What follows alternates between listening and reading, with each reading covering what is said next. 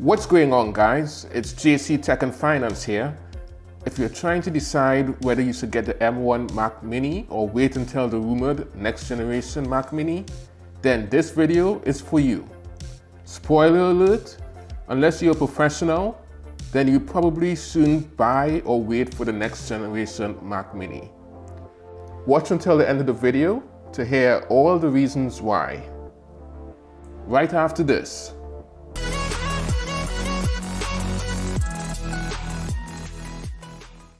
Welcome back. In the fall of 2020, Apple announced several new products that use the revolutionary M1 chip, the Mac Mini being one of them. Now let's do an unboxing.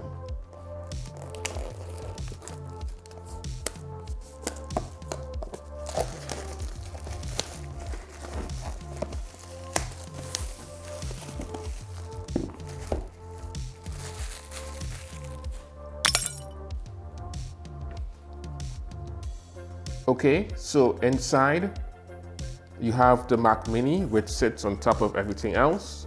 I'll put this to the side for now. You have the stickers, the instruction guide, the warranty info, etc. And finally, you have the standard cable. Now let's unwrap.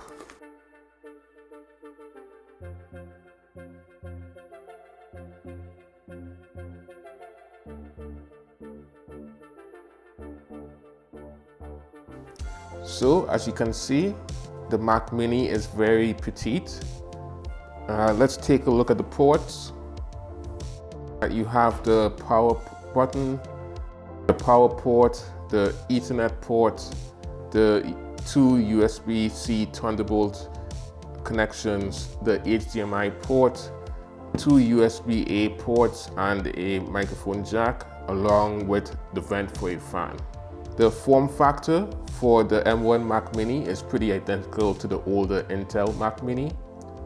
And just like all other Mac Minis, you will still need to get a keyboard, a mouse, and a display. Now, what makes this Mac truly special is the M1 chip inside. It was a revolution in technology when released in 2020. At the time, the 8-core CPU, consisting of 4 performance cores and 4 efficiency cores, delivered up to 3 times faster processing performance than the previous generation, while the 8-core GPU produced up to 6 times faster graphics performance. Now let's talk about why this Mac Mini was a buy for me in 2022. 1. The rumored model is likely to be more expensive than the current M1 Mac Mini, which currently has the best bang for your buck.